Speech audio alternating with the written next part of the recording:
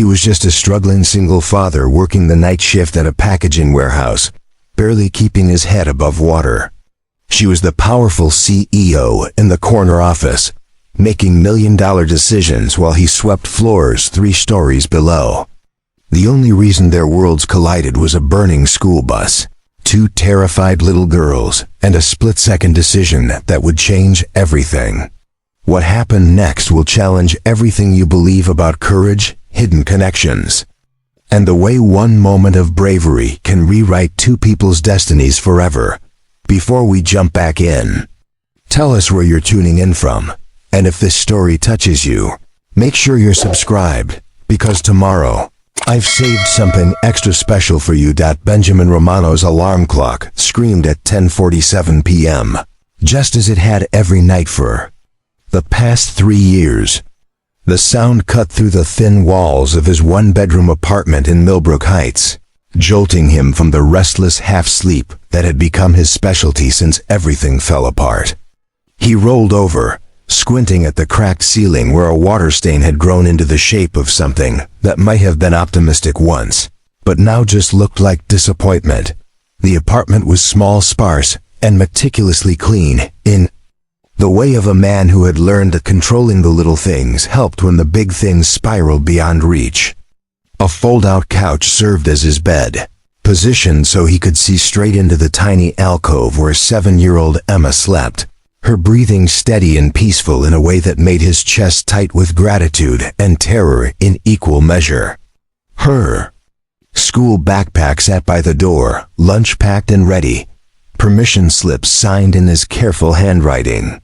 He'd learned to forge a lot of things over the past few years: confidence, optimism, the signature of a man who had his life together. Benjamin pulled himself upright, muscles protesting the movement. At 34, he felt decades older, worn thin by night shifts at Cromwell Industrial Packaging, and days spent being the kind of father Emma deserved, even when he wasn't sure he knew how to be any kind of father at all.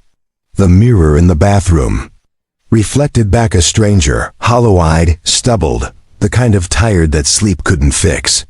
He splashed cold water on his face and tried to remember the last time he'd looked in a mirror and recognized the person staring back 3 years ago. He'd been Benjamin Romano, senior data analyst at Lombardi Enterprises, one of the most prestigious tech consulting firms on the West Coast. He'd worn tailored shirts, attended strategy meetings, and believed that hard work and integrity would eventually pay off. He'd had a corner cubicle with a view of downtown Ashford, a 401k that was actually growing, and a future that seemed as solid as the glass and steel building where he spent his days. That was before he discovered the discrepancies in the quarterly reports, before he spent sleepless nights cross-referencing data that didn't add up, following digital breadcrumbs that led to accounting irregularities he couldn't ignore, before he made the decision that would cost him everything he'd built and leave him with the one thing that mattered most: Emma. The irregularities weren't small. Someone had been systematically redirecting funds from client accounts, skimming percentages that individually seemed insignificant but collectively added up to hundreds of thousands of dollars. Benjamin had spent 2 weeks building an airtight case, documenting every transaction, every forged signature, every manipulated entry. He'd been meticulous, professional, certain that bringing this to light was not just the right thing to do, but the only thing to do. What he hadn't anticipated was how quickly the corporate machine could turn against someone who threatened its carefully constructed narrative. Within 48 hours of submitting his report, Benjamin found himself called into a conference room where he faced not gratitude for his diligence, but accusations of misconduct, questions about his own access to the accounts, and the suggestion that perhaps his recent divorce and custody battle had affected his judgment. The evidence he'd compiled disappeared into legal limbo. His access badges were revoked. His reputation was quietly but thoroughly shredded through whispered conversations and strategically leaked information that painted him as a disgruntled employee with a grudge. Within a month, he was unemployed, blacklisted in an industry where reputation meant everything, and fighting for custody of Emma while his ex-wife's lawyers painted him as unstable and potentially dangerous. He'd won custody. Barely, but the victory came at a price that left him financially ruined and professionally destroyed. The corporate world had closed ranks against him, and Benjamin Romano the analyst became Benjamin Romano the night shift warehouse worker, invisible in his safety vest and steel-toed boots, moving boxes for $12 an hour while trying to rebuild a life that felt like it belonged to someone else. Now, pulling on his work uniform in the pre-dawn darkness, Benjamin allowed himself exactly 30 seconds to remember what it felt like to believe the system rewarded honesty. Then he locked those thoughts away, kissed his sleeping daughter's forehead, and headed out into the cold Ashford night. Cromwell Industrial Packaging sat on the outskirts of town, a sprawling complex of warehouses and loading docks that never slept. Benjamin badged in at 11:30 p.m., nodding to Rico, a security guard who'd become something close to a friend over the past 3 years. Rico was one of the few people who didn't ask questions about how a man with Benjamin's education and bearing had ended up working the graveyard shift in a warehouse. "Quiet night," Rico said, handing him the clipboard with the evening's assignments. "Johnson called in sick, so you're covering sections C and D." Benjamin nodded, grateful for the extra work. Overtime meant Emma could take the art classes she wanted, maybe even the summer camp her friends were attending.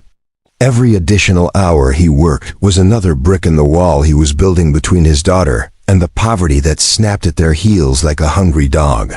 The warehouse floor was a cathedral of commerce, 40-foot ceilings supported by steel beams, endless rows of shelving containing products destined for stores across 3 states.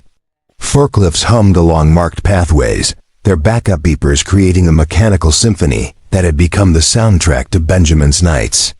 He moved through his sections with practiced efficiency, scanning barcodes, updating inventory, maintaining the careful organization that kept the supply chain flowing. By 3 a.m., the warehouse had settled into the quiet rhythm of deep night. Benjamin was alone in Section D, checking a shipment of electronics components, when he heard Rico's radio crackle to life in the distance. Something about an accident on Route 47, emergency vehicles responding. He thought nothing of it. Route 47 was the main thoroughfare through Ashford, and accidents happened. What he didn't know, as he continued his methodical work in the fluorescent-lit aisles, was that 15 miles away, a school bus carrying 32 students home from a late-night academic competition was hydroplaning on rain-slicked asphalt, the driver fighting for control as the vehicle skidded toward the guardrail that separated the roadway from a steep embankment. Benjamin Romano had spent 3 years invisible, forgotten, written off by a world that had decided he didn't matter. In 47 minutes, that was all going to change. The rain had started just after midnight, a steady drumbeat against the metal roof of the warehouse that Benjamin had learned to find oddly comforting. Rain meant fewer people on the roads.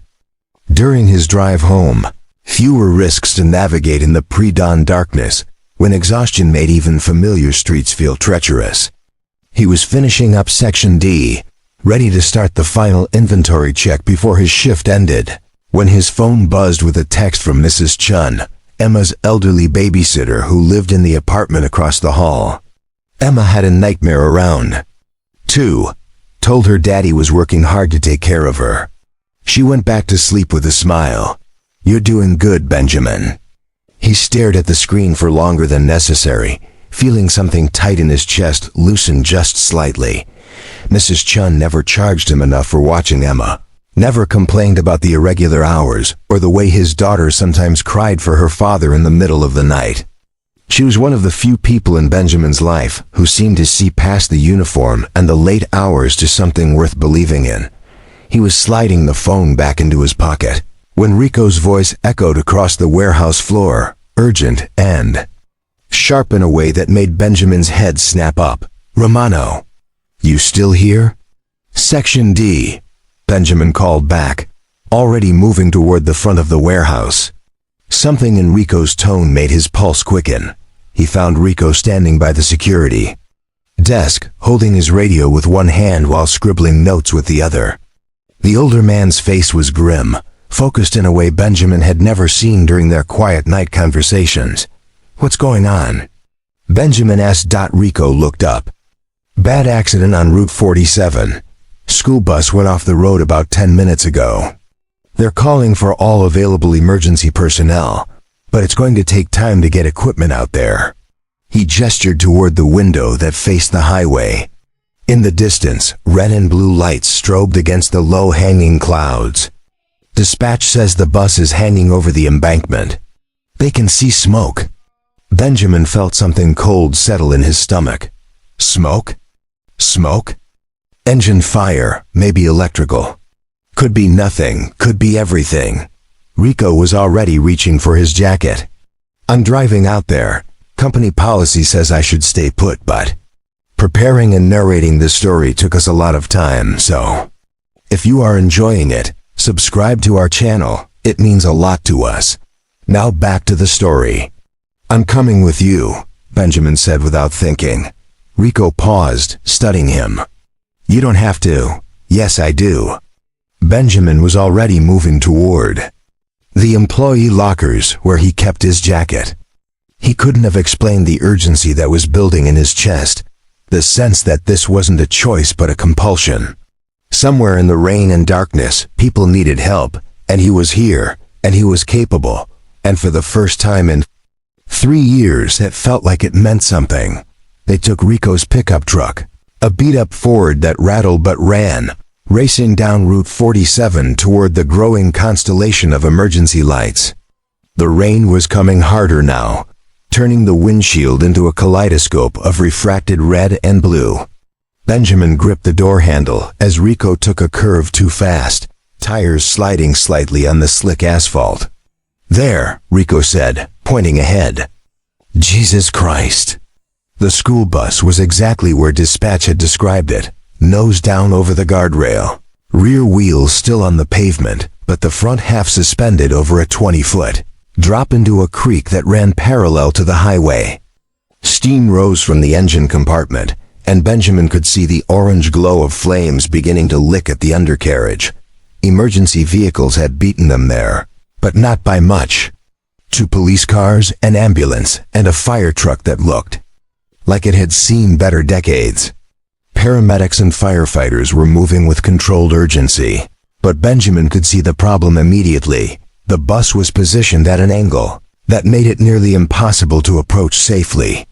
Any sudden movement, any shift in weight distribution, and the entire vehicle could tip forward and plunge into the creek below. Rico parked behind the police barricade, and they both jumped out, joining the crowd of first responders and growing cluster of parents who had somehow already gotten word and driven out into the night. Benjamin could hear voices inside the bus, not screaming, which was somehow worse. The kind of quiet, controlled terror that meant people were trying very hard not to panic. "How many?" he heard someone ask. 32 students, 1 driver," came the response. "Academic decathlon team from Ashford High. Drivers unconscious but breathing. Students are responsive but trapped. We can't get the door open from this angle, and we can't risk destabilizing the bus." Benjamin found himself moving forward, drawn by some instinct he didn't fully understand. He'd never been trained for emergency response, had never considered himself the kind of person who ran toward danger instead of away from it. But as he got closer to the bus, he could hear individual voices through the rain, young voices, scared voices trying to stay calm while smoke began to seep through the floorboards. "We need to get them out through the emergency exits," one of the firefighters was saying. "But we need someone small enough to get in there and help them from the inside. The weight distribution is too unstable for our guys in full gear." Benjamin looked at the bus, calculating angles and risks with the same methodical precision he'd once used to analyze data.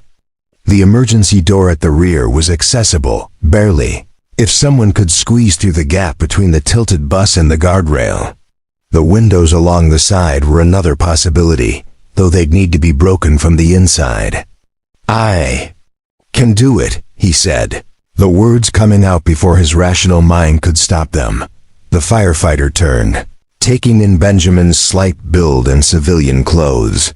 "Sir, I appreciate the offer, but I'm small enough to get through the emergency door. I can help evacuate from the inside while you stabilize from out here." Benjamin was already stripping off his jacket, his movements quick and decisive. "Those are kids in there, and they're running out of time." For a moment, the scene paused. Rain drummed against the overturned bus. Emergency radios crackled. And 32 teenagers waited in the growing smoke while adults decided what calculated risks were acceptable. "Benjamin." Rico's voice, quiet and certain. "You sure about this?" Benjamin looked at his friend, then at the bus, then at the growing glow of fire that was creeping closer to the fuel tank. He thought of Emma, asleep in their tiny apartment, trusting that her father would come home safe. He thought of Mrs. Chun's text about doing good, about being someone his daughter could be proud of. "I'm sure," he said, and meant it completely. The firefighter, Captain Williams, according to his badge, studied Benjamin for another heartbeat. Then he nodded. "You get them organized and moving toward the emergency door. We'll have lines ready to help them down. You stay in communication." He handed Benjamin a small radio. "Any sign that bus is shifting, you get out. Understood?" "Understood." Benjamin took a deep breath, said a prayer to whatever cosmic forces might be listening, and squeezed through the gap between metal and concrete into the smoke-filled interior of the bus where 32 scared teenagers were about to discover that sometimes heroes look exactly like the people you'd never notice in daylight. Inside the bus, the world had tilted into nightmare geometry. Seats hung at impossible angles, backpacks and textbooks scattered like confetti from some twisted celebration. The smell of smoke was getting stronger, mixed with diesel fuel and the sharp scent of fear. Emergency lighting cast everything in hellish red, turning familiar objects into alien shapes that Benjamin's eyes took precious seconds to decipher. "Hey!" he called out, his voice cutting through the quiet sobs and whispered prayers. "I'm here to help. Everyone stay calm and listen to my voice." 32 faces turned toward him, some streaked with tears, others set in the determined blankness of people trying not to fall apart. They were older than Emma, high schoolers, probably 16 to 18, but in the strange light and tilted chaos, they looked impossibly young. "My name is Benjamin," he said, moving carefully toward the back of the bus where the emergency door waited. "We're going to get everyone out, but we need to do this smart and safe." "Who's hurt?" a chorus of voices responded. Most injuries seemed minor, cuts from broken glass, bruises from the impact, the kind of trauma that felt catastrophic in the moment, but would heal cleanly. But Benjamin could see at least 3 students who weren't moving much, including 2 girls near the front who seemed to be unconscious. "You two," he pointed to a pair of boys who looked alert and capable. "What are your names?" "Trevor," said the taller one. "This is Miguel." "Trevor and Miguel, I need you to help me get the emergency door open. The rest of you, when I call your section, you move carefully but quickly toward this door. No pushing, no running. We're going to get through this." The emergency door was jammed, twisted slightly in its frame by the impact. Benjamin braced his feet against the tilted floor and pulled, muscles straining against metal that had never been designed to open at this angle. Trevor and Miguel added their strength to his, and slowly, grudgingly, the door gave way with a screech of protesting. Hinges. Cool air rushed in, carrying the sound of voices from outside. Captain Williams appeared in the opening, safety lines already prepared. "How many injured?" Williams called. 3 unconscious up front, maybe half a dozen with cuts and bruises, Benjamin responded. "Everyone else is mobile." Let's start with the walking wounded. For the next 20 minutes, Benjamin Romano became someone he'd never imagined he could be. He organized evacuations like a general managing a battlefield, prioritized medical needs like a triage nurse, and kept 32 terrified teenagers calm with the steady authority of a man who had somehow found exactly the right words at exactly the right moment. He carried the 2 unconscious girls to safety himself, their slight weight seeming impossibly precious as he navigated the twisted interior of the bus and handed them carefully through the emergency door to waiting paramedics. His hands were steady, his voice calm, his movements efficient and sure. Later, he would wonder where this version of himself had come from. This person who ran toward danger and knew exactly what to do when other people needed help. The last student out was a girl named Sarah who had been too scared to move until Benjamin sat beside her in the smoke-filled bus and talked her through every step, his voice gentle and patient while flames licked closer to the fuel tank. She clung to his hand as they made their way to the emergency door, and when they finally reached safety, she hugged him with the fierce gratitude of someone who had just been reminded that the world contained people who would risk everything for strangers. Benjamin emerged from the bus just as the fire department finally got their equipment positioned to pull the vehicle back from the embankment. His clothes were torn and smoky, his hands cut from broken glass, his face streaked with soot. He looked like a disaster survivor. Not a hero, but the crowd that had gathered, parents and first responders and late-night commuters who had stopped to help, saw something different. They saw a man who had climbed into a burning bus without hesitation, who had organized a complex evacuation with calm efficiency, who had carried unconscious teenagers to safety and stayed until every single person was accounted for. They saw someone who had risked everything for people he didn't even know, simply because it was the right thing to do. What Benjamin saw was different. He saw Emma, who would be waking up in a few hours and needed her father to be alive and whole. He saw Mrs. Chun, who had trusted him to come home safely. He saw the warehouse where his shift was ending and the responsibilities that would be waiting when he got back to his real life. "Sir?" Captain Williams appeared beside him, medical kit in hand. "Let me take a look at those cuts."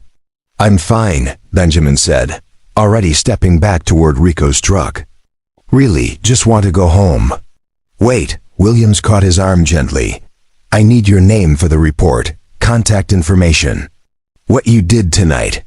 "I did what anyone would do," Benjamin interrupted. "The firefighters did the real work. I just helped get people organized." But even as he said it, Benjamin could see phones pointed in his direction, could hear conversations that included words like hero and amazing. "Did you see how he just climbed right in there?" Someone had been recording, probably multiple someones. In the age of social media, nothing stayed private long, especially not something like this. Rico drove him back to the warehouse in silence, both men processing what had just happened. It wasn't until they were pulling into the parking lot that Rico spoke. "You know that's going to be on the news, right? What you did back there." Benjamin stared out the window at the familiar building where he'd spent 3 years trying to be invisible. "I hope not, Ben." Rico's voice was gentle but firm. "You saved 32 kids tonight. People are going to want to know who you are. I don't want them to know who I am." The words came out sharper than Benjamin had intended. "I just want to finish my shift and go home to my daughter." But it was already too late. As Benjamin walked back into the warehouse, his phone was buzzing with notifications. Facebook tags, Twitter mentions, missed calls from numbers he didn't recognize. Someone had already identified him, probably through his employee badge or the license plate on Rico's truck. By morning, Benjamin Romano would be famous whether he wanted to be or not. He tried to focus on work, on the familiar routine of inventory and organization that had kept him grounded for 3 years. But every few minutes, his phone would light up with another notification. Another reminder that his carefully constructed anonymity was crumbling down at 6 a.m. When his shift finally ended, Benjamin drove home through an Ashford that was just beginning to wake up. The rain had stopped, and morning light was painting the sky in soft pastels that made everything look clean and hopeful. He parked outside his apartment building and sat for a moment in the silence, trying to figure out how to explain to Emma that their quiet life might be about to change in ways he couldn't predict or control. Mrs. Chun met him at the door. Her face creased with worry and something that might have been pride. "Benjamin," she said softly, "I saw the news. Are you all right?" "I'm fine," he said automatically, then stopped. Mrs. Chun deserved better than automatic responses. "I'm tired and worried about what this means for Emma." "It means her father is a hero," Mrs. Chun said simply. "And sometimes heroes have to learn that hiding their light doesn't make the world any safer." Benjamin looked past her into the apartment, where Emma was still sleeping, curled up on her bed with the stuffed elephant that had been her constant companion since she was 3. Everything about their life was small, careful, protected. Everything about what had happened tonight was the opposite of that. "I just want her to be okay," he said. Mrs. Chun reached out and patted his shoulder with the gentle authority of someone who had raised 5 children and buried 2 husbands. "She will be. Because you're her father, and tonight you proved that when people need help, you show up. That's exactly the kind of man a little girl needs to believe in." Benjamin nodded, not trusting his voice. He thanked Mrs. Chun, slipped quietly into the apartment, and stood for a long time watching his daughter sleep. Outside, Ashford was waking up to a story it hadn't expected, about a man who had spent 3 years invisible and suddenly wasn't invisible anymore. By noon, his phone would have 43 missed calls. By evening, there would be news vans on his street. And somewhere in the city, in a corner office with floor-to-ceiling windows and a view of the harbor, Sophie Lombardi would be watching the footage of the bus rescue while trying to figure out why the hero's face looked so familiar. Benjamin woke at 2 p.m. to the sound of Emma's laughter, filtering through the thin apartment walls, mixed with voices he didn't recognize. He'd managed 4 hours of sleep, his body finally surrendering to exhaustion despite his mind's refusal to stop replaying the night's events. His hands were bandaged now. Mrs. Chun had insisted on cleaning and dressing the cuts while he was too tired to argue, and his shoulders ached from the unusual strain of carrying unconscious teenagers through smoke-filled chaos. He pulled on jeans and a clean t-shirt, running a hand through hair that still smelled faintly of diesel smoke despite his shower. Emma's voice grew clearer as he approached the living room, animated in the way that meant she was excited about something. "And my daddy works really hard every night, and he makes sure I have lunch money and helps me with my math homework, and Mrs. Chun says he's the best daddy in the whole building. He sounds pretty special," came an unfamiliar voice, warm and professional. Benjamin rounded the corner to find Emma sitting on their fold-out couch between Mrs. Chun and a woman he'd never seen before.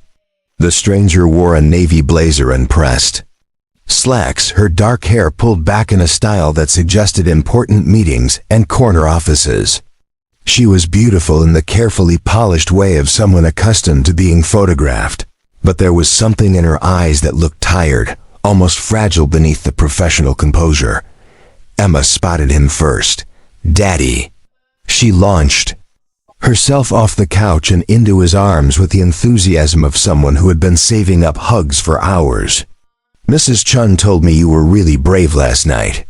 And this nice lady wants to talk to you." Benjamin caught Emma's hug while studying the stranger over his daughter's head.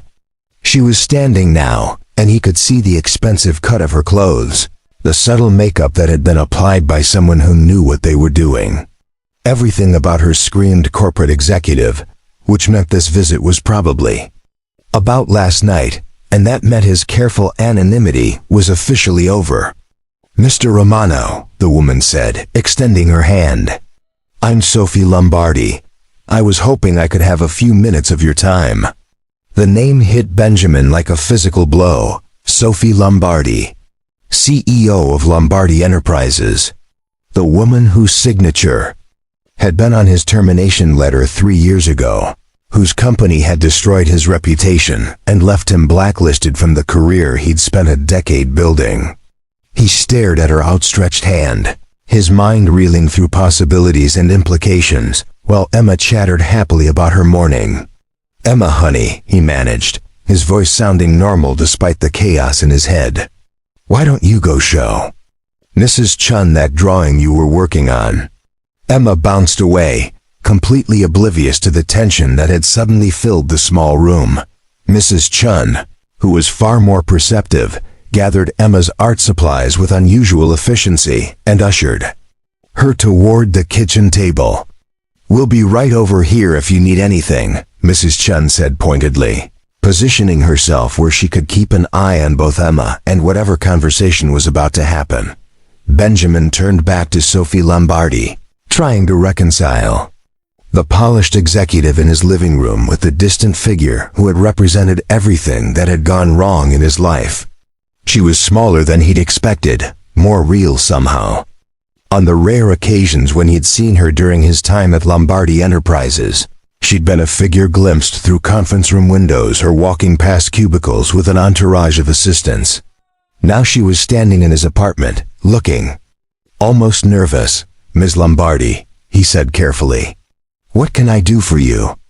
"I wanted to thank you," she said, "for what you did last night, and to apologize for not recognizing you sooner." Benjamin felt his jaw tighten. "Recognizing me?" Sophie's composure slipped slightly. "You worked for my company." "Benjamin Romano, senior data analyst. You left us about 3 years ago." "I was fired," Benjamin said flatly, "after I reported accounting irregularities that no one wanted to investigate." The words hung in the air between them like an accusation. Sophie's face went pale, and Benjamin saw something shift behind her eyes. Recognition, maybe, or the beginning of understanding. Yes. She looked down at her hands, then back up at him. "I remember your case." "The final decision was made by the board, based on recommendations from, based on lies," Benjamin interrupted. "Based on the decision that it was easier to destroy one analyst than investigate systemic fraud." Emma's voice drifted from the kitchen table, something about purple crayons and rainbow trees. The normal, innocent sound of his daughter's happiness created a strange counterpoint to the conversation that was unraveling everything Benjamin had tried to put behind him. Sophie was quiet for a long moment. When she spoke again, her voice was softer, less certain. "The girls you saved last night, they were my daughters."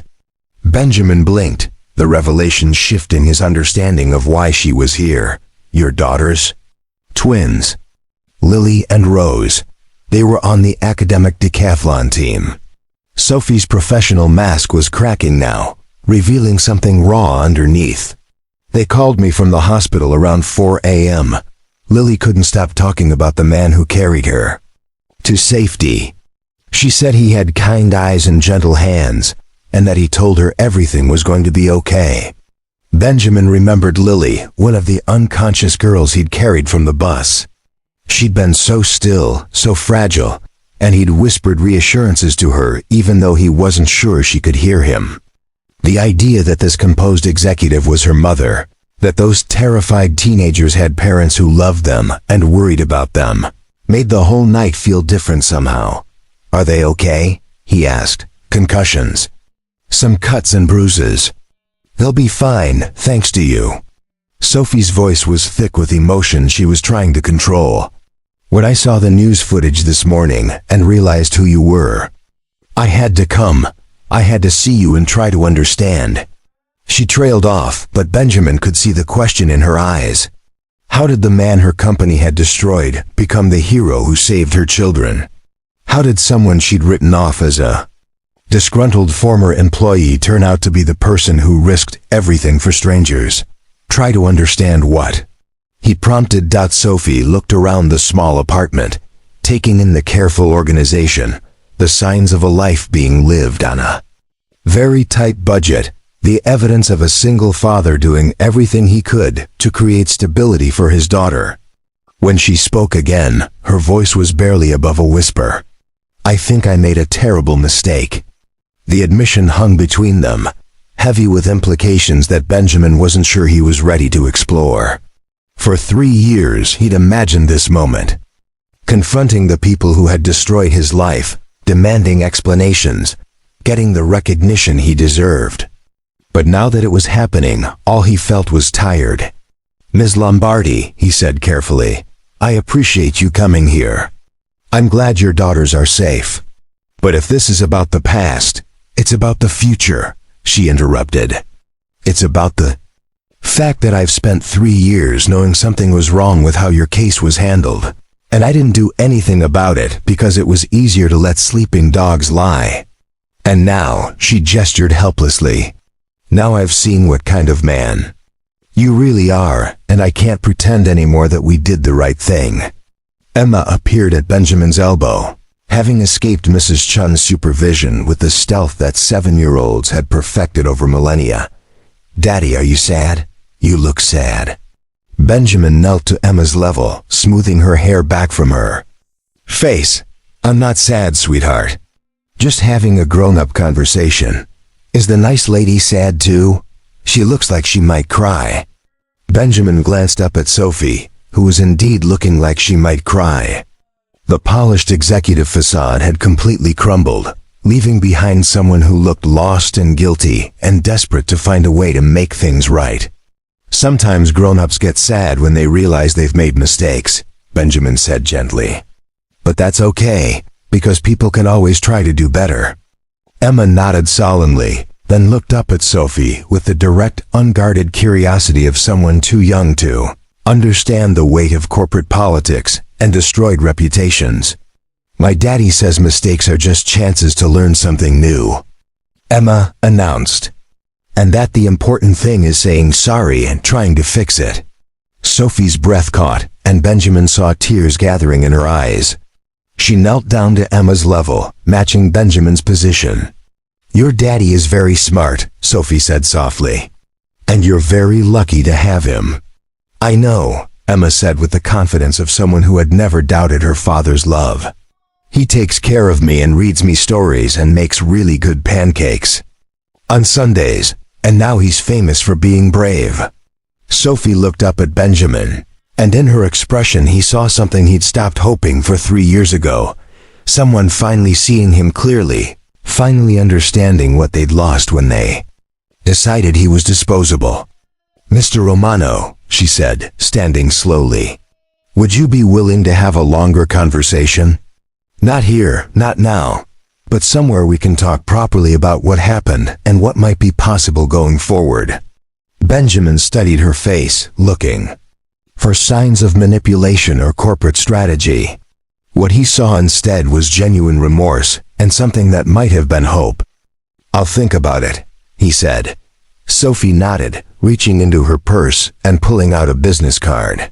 As she handed it to him, their fingers brushed briefly, and Benjamin felt something electric pass between them. Not attraction, not yet, but recognition. The recognition of two people who had been shaped by the same devastating event and were only now beginning to understand how it had affected them both. "Thank you," she said simply, "for saving my daughters. For being the kind of man who runs toward danger instead of away from it, and for giving me a chance to finally do the right thing." She said goodbye to Emma, who hugged her with the unconscious generosity of someone who had inherited her father's capacity for kindness. Then Sophie Lombardi walked out of Benjamin Romano's small apartment and back into her world of boardrooms and corporate decisions, leaving behind the lingering scent of expensive perfume and the promise that everything was about to change. 3 days later, Benjamin found himself sitting in a coffee shop in downtown Ashford, staring at Sophie Lombardi across a small table that felt like it might as well be a courtroom bench. She'd chosen the location, neutral ground, she'd said, somewhere they could talk without the weight of corporate offices or the intimacy of his apartment. The coffee shop was busy enough to provide cover, but quiet enough for serious conversation, filled with the low hum of laptop keyboards and the occasional hiss of the espresso machine. That Benjamin had spent those 3 days trying to decide whether to accept her invitation. The rational part of his mind, the part that had been protecting him and Emma for 3 years, said it was a trap. That Sophie Lombardi was a CEO first and everything else second, and that CEOs didn't get to the top by admitting mistakes or making things right. They got there by managing problems, controlling narratives, and protecting their companies from liability. But Emma had asked about the nice lady who looked sad, and Mrs. Chun had pointed out that sometimes the hardest conversations were the ones that needed to happen most. And somewhere underneath his cynicism and carefully constructed defenses, Benjamin found he wanted answers. Not just apologies or corporate speak explanations, but the truth about what had really happened, and why his career had been sacrificed on the altar of someone else's ambition. Sophie looked different today. Still polished, still clearly expensive, but less armored somehow. She wore a simple sweater instead of a blazer, her hair was looser, and there were shadows under her eyes that suggested she'd been sleeping as poorly as Benjamin had. When she saw him walk in, her expression shifted through relief, nervousness, and something that might have been gratitude. "Thank you for coming," she said as he sat down. "I wasn't sure you would. I almost didn't." Benjamin accepted the coffee. She'd already ordered for him, black, which meant she'd done her homework or remembered his preferences from some corporate database. "But I have questions, and I figure I'm never going to get another chance to ask them." Sophie nodded, wrapping. Her hands around her own cup like it was an anchor. "Ask anything. I'll tell you everything I know." Benjamin studied her face, looking for signs of the corporate doublespeak he'd learned to recognize during his years in the business world. What he saw instead was someone who looked genuinely prepared to be honest, even if it hurt. "Why didn't anyone investigate my report?" he asked. "I had documentation, transaction records, proof that someone was systematically stealing from client accounts. Why was it easier to discredit me than to look into what I'd found?" Sophie was quiet for a long moment, staring down at her coffee. When she spoke, her voice was careful but clear. "Because the person stealing was Daniel Morrison, my VP of Finance. My right-hand man for 8 years. The person I trusted to handle all our major accounts." Benjamin felt something cold settle in his stomach. Daniel Morrison had been untouchable at Lombardi Enterprises, the golden boy who could do no wrong, the executive who'd been rumored to be Sophie's likely successor. If Morrison had been the one skimming funds, "You knew," Benjamin said. "It wasn't a question, I suspected." Sophie's voice was barely above a whisper. There had been other reports, smaller discrepancies that Morrison always managed to explain away. But you were the first person with the analytical skills and the persistence to build a comprehensive case. And when you brought me that report..." She trailed off, but Benjamin could see the rest of the story in her expression. The weight of corporate politics, the difficulty of admitting that her most trusted executive was betraying her, the easier path of making the problem disappear by discrediting the messenger. "You chose him over the truth," Benjamin said. "I chose stability over disruption. I chose protecting the company's reputation over protecting what was right." Sophie looked up at him, her eyes bright with unshed tears. "I told myself that maybe you were wrong, that maybe there was another explanation. But deep down, I knew you were right. And I was a coward." The honesty of it hit Benjamin like a physical blow. For 3 years, he'd imagined confronting the people responsible for his downfall, had scripted angry speeches and righteous demands for justice. What he hadn't prepared for was this: raw admission, genuine remorse, someone taking full responsibility. Without excuses or deflections. "What happened to Morrison?" he asked. "I fired him 6 months after you left." Quietly, with a generous severance package and an NDA that kept the whole thing out of the press. He'd gotten bolder, sloppier. The evidence became impossible to ignore.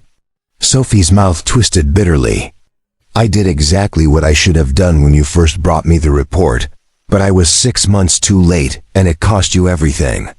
Benjamin leaned back in his chair, processing the implications. Morrison had continued stealing for 6 months.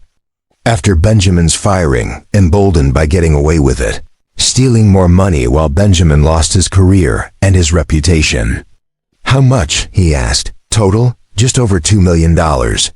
Most of it recovered from accounts Morrison hadn't had time to liquidate, but enough missing that we had to settle several client lawsuits. Sophie's voice was flat, professional. The company survived, but barely. And none of that would have happened if I'd listened to you in the first place. Benjamin stared out the window at the street where people walked by with normal problems and uncomplicated lives. $2 million. His entire career destroyed to cover up $2 million in theft, money that had been stolen anyway, clients who had been defrauded anyway, lawsuits that had happened anyway. I lost everything, he said quietly. My job, my reputation, my marriage. Emma's mother used the whole mess against me in the custody hearings, said I was unstable, unreliable. I nearly lost my daughter. I know. Sophie's voice cracked slightly. I've read the court records, the news articles, the blacklist. Our EPORTS that followed you to every job interview. I know what we did to you, and I know it was unforgivable. Then why are you here? Benjamin asked. What do you want from me? Forgiveness? Absolution? Sophie met his eyes directly. I want to make it right. I want to fix what I broke, as much as that's still possible. You can't give me back 3 years of my life. You can't give me back the nights I worked double shifts to make rent, or the times Emma asked why Daddy couldn't afford the fins her friends had, or the way I felt when I had to explain to a 7-year-old that sometimes good people get punished for doing the right thing. No, Sophie said simply. I can't give you back any of that. But I can give you back your reputation. I can give you back your career. I can make sure everyone knows what really happened and who was really to blame.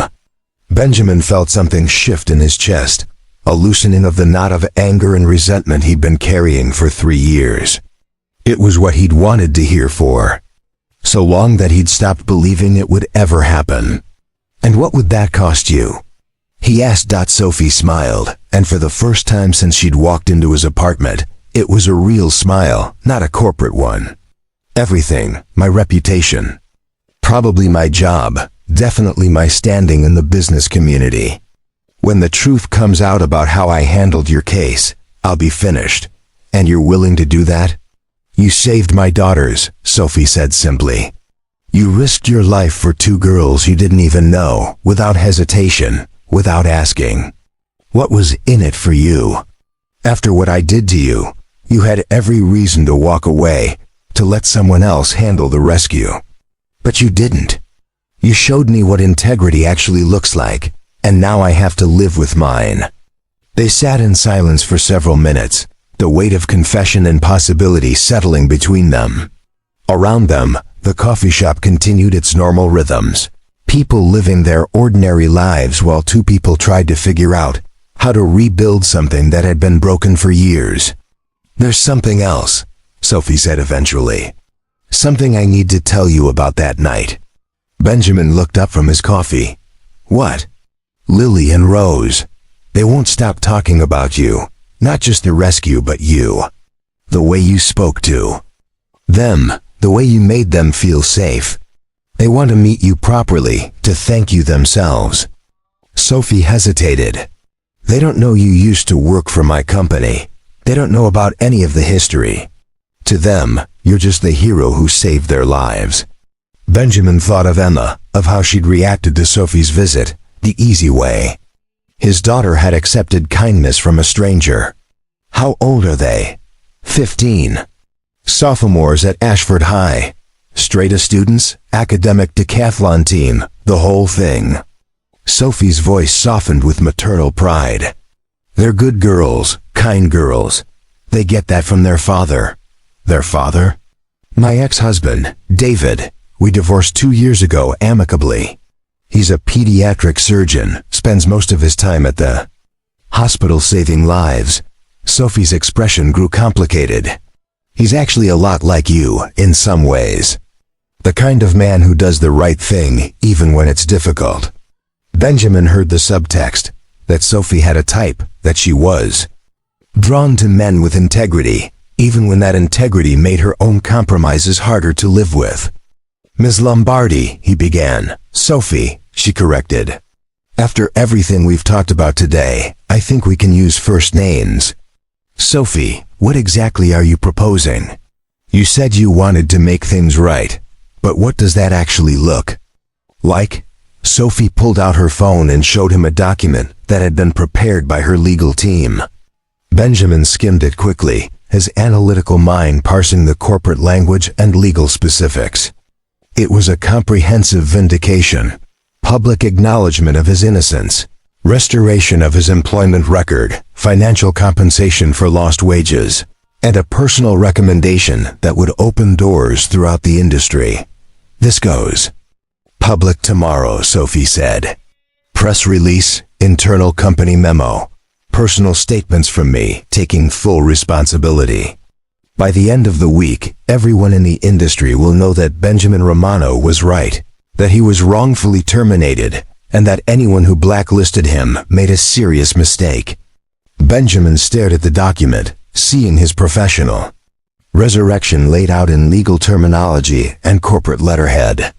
It was everything he'd dreamed of for 3 years, delivered by the woman who had destroyed him in the first place. Why now? He asked. What changed? Sophie was quiet for a moment, then reached into her purse and pulled out a photograph. It showed Lily and Rose in their hospital beds, smiling despite their bandages and bruises, holding a drawing they'd made. Together, the drawing showed a man carrying 2 girls to safety, surrounded by flames and emergency vehicles. At the bottom, in careful teenage handwriting, were the words, "Thank you for saving us." This changed, Sophie said simply. Seeing my daughters alive because of your courage, while knowing that I'd tried to destroy you for having that same courage 3 years ago, I couldn't live with the contradiction anymore. Benjamin looked at the photograph, then at Sophie then. Back at the legal document that represented his vindication. For the first time in 3 years, the future felt like something he could choose, rather than something that was happening to him. I want to meet them, he said. Your daughters, if they want to meet me, I'd like that. Sophie's smile was radiant. They would love that. They've been asking every day. Benjamin folded the document and slid it across the table back to Sophie. Make it public, all of it. Whatever it costs you, do it. The truth should have come out 3 years ago. Sophie nodded, accepting the document back like it was a sacred trust. Thank you, Benjamin, for giving me the chance to finally do the right thing. As they left the coffee shop and walked out into the afternoon sunlight, Benjamin felt something he hadn't experienced in years: hope. Not just for vindication or career restoration, but for the possibility that some mistakes could be fixed, that some wounds could heal, and that sometimes the people who hurt you were also the ones brave enough to make it right. What he didn't know, as Sophie climbed into her silver BMW and drove back toward her corporate world, was that she'd left out one crucial detail from their conversation. The part about how she'd felt when she saw his face in the news footage, when she realized that the man who'd saved her daughters was the same man she'd been thinking about for 3 years, wondering if she'd made the biggest mistake of her professional life. And the part about how, sitting across from him in that coffee shop, she'd realized that fixing her mistake might be the least complicated part of what was developing between them. The text message arrived on a Saturday morning while Benjamin was making pancakes for Emma, flour dusting his hands and the smell of vanilla filling their small kitchen. The number was unfamiliar, but the words made his heart skip unexpectedly. Hi, this is Lily. Mom gave me your number. Rose and I were wondering if you'd like to come to dinner tomorrow. We promise we're better cooks than we are academic decathlon competitors. Lily, the one you carried out first. Benjamin stared at the phone, syrup dripping forgotten from the spatula in his other hand. 2 weeks had passed since his coffee shop confrontation with Sophie. 2 weeks during which the corporate machinery had been grinding toward his public vindication. The press release was scheduled for Monday. He'd seen the drafts, approved the language, steeled himself for the media attention that would follow. But this message was different, personal. 2 teenage girls who wanted to thank their rescuer. Over homemade dinner. "Daddy, the pancakes are smoking," Emma observed with the calm practicality of someone accustomed to her father's occasional distraction. Benjamin flipped the pancake, only slightly burnt, and typed back, "I'd be honored. Can I bring anything? And yes, I remember you. You asked if your sister was okay." The response came almost immediately, "Just yourself. Mom's making her famous lasagna, and Rose is handling dessert. Fair warning, she's been practicing tiramisu. For 3 days. Our kitchen looks like a war zone." That evening, Benjamin found himself standing outside a house in Maplewood Heights, the kind of neighborhood where lawns were manicured by professional services and driveways were wide enough for multiple luxury cars. Sophie's house was elegant, but not ostentatious, colonial style with warm yellow siding, a wraparound porch, and windows that glowed with welcoming light against the autumn dusk. Emma had wanted to come. But Benjamin had explained this was something he needed to do alone first. Mrs. Chun had nodded approvingly when he'd told her about the invitation, saying something about how healing required courage from everyone involved. Sophie answered the door wearing jeans and a cashmere sweater, her hair pulled back in a ponytail that made her look younger, more relaxed than he'd ever seen her. "Benjamin, thank you so much for coming. The girls have been cooking all day." She led him through a house that managed to be both expensive and comfortable, hardwood floors covered with Persian rugs, built-in bookshelves filled with novels and textbooks, family photos covering every available surface. It was the kind of home that suggested success, but also warmth, money that had been spent on creating a sanctuary rather than displaying status. "Dad's here," Sophie called toward the kitchen, and Benjamin heard the sound of chairs scraping and feet moving quickly. Across tile. Lily appeared first, and Benjamin's breath caught slightly. She was beautiful in the way 15-year-olds could be. All long limbs and bright eyes, her dark hair falling in waves around her shoulders. But what struck him most was how alive she looked, how different from the still, pale girl he'd carried from the smoke-filled bus. "You're taller than I thought you'd be," she said, extending her hand with the formal politeness of someone who'd been raised with good manners. Then her composure cracked and she smiled, radiant, grateful, utterly genuine. "Thank you. I mean, really. Thank you for everything." Rose appeared beside her sister, identical in features but different in energy, quieter, more thoughtful, studying Benjamin with curious intelligence. "You have kind eyes," she said simply. "I remember thinking that, even though I was pretty out of it. You told me my sister was okay, and that you were going to take care of us." Double quotes. Benjamin felt his throat tighten. "I remember you too. Both of you. You were incredibly brave that night." "We were terrified," Lily said with a laugh, "but you made us feel safe." Dinner was a revelation. Benjamin had expected awkwardness, the stilted conversation that often happened when tragedy brought strangers together. Instead, he found himself at a table with 3 remarkable women who seemed genuinely interested in getting to know him. Not as a hero or a news story, but as a person. The girls asked about Emma, about his work, about what he liked to read and whether he'd ever been skydiving, Lily's current obsession, or to Italy, Rose's dream destination. Sophie mostly listened, occasionally adding context or asking follow-up questions, but Benjamin could feel her watching him, studying the way he interacted with her daughters. "Mom says you used to work with computers," Rose said over dessert. Tiramisu that was actually quite good despite the kitchen casualties it had apparently claimed. Do you miss it?